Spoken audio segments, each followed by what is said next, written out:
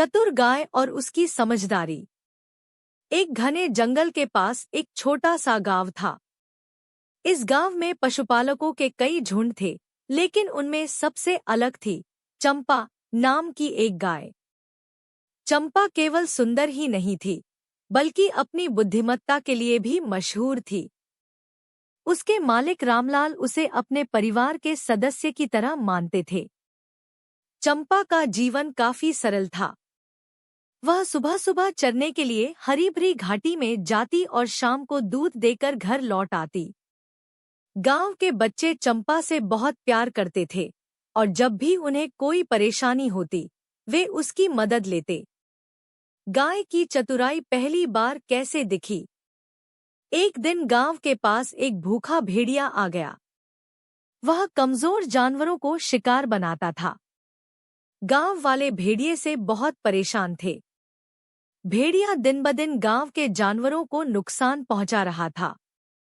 रामलाल ने चंपा से कहा, चंपा, अब तो इस भेड़िए से निपटना बहुत जरूरी हो गया है, लेकिन क्या करें? चंपा ने उनकी बात ध्यान से सुनी। उसने सोचा, अगर मैं गांव के बाकी जानवरों को साथ लेकर कोई उपाय करूं, तो शायद इस भेड़िए को रोका जा सकता है। भेड़िए को मात देने की योजना। अगले दिन चंपा ने जंगल में सभी जानवरों को इकट्ठा किया। उसने एक योजना बनाई और कहा, भेड़िया अकेला है, लेकिन हम सब मिलकर उसे हरा सकते हैं। हमें बस एक जाल बिछाने की जरूरत है। जानवरों ने चंपा की योजना को मान लिया। चंपा ने एक बड़े पेड़ के पास सूखी घास और लकड़ियों से एक जाल तैयार किया। वह खुद जाल के पास खड़ी हो गई और भेड़िए को लुभाने के लिए जोर जोर से आवाज करने लगी। भेड़िया उसकी आवाज सुनकर दौड़ा चला आया।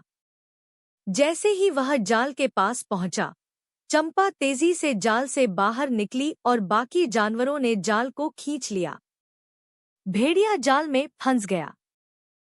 खुश हुए और चंपा की बुद्धिमत्ता की प्रशंसा की।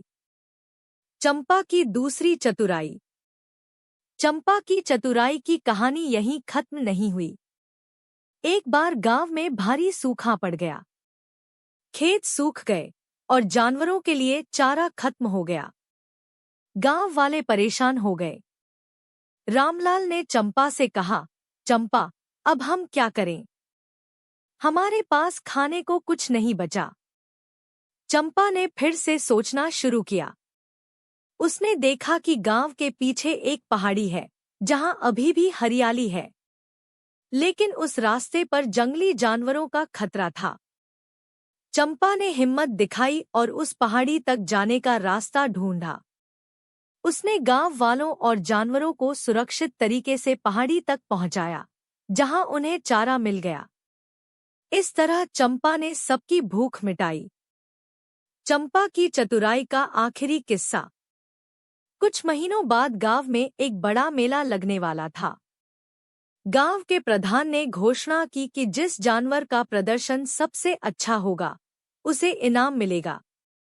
गांव के सभी जानवर अपने अपने मालिकों के साथ मेले में गए।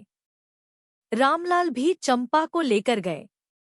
मेले में चंपा ने अपनी समझदारी और हुनर से सबका दिल जीत लिया।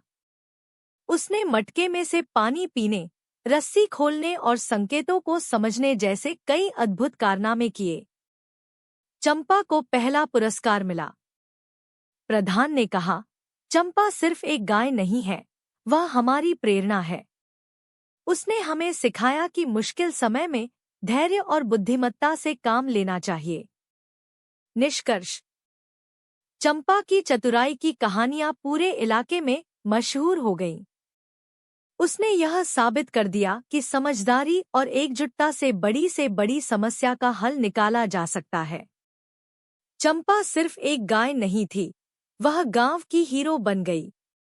यह कहानी हमें सिखाती है कि परिस्थिति चाहे कितनी भी कठिन क्यों न हो, अगर हम धैर्य और विवेक से काम लें, तो हर समस्या का समाधान संभव है। हमारे YouTube चैनल को सब्सक्राइब करें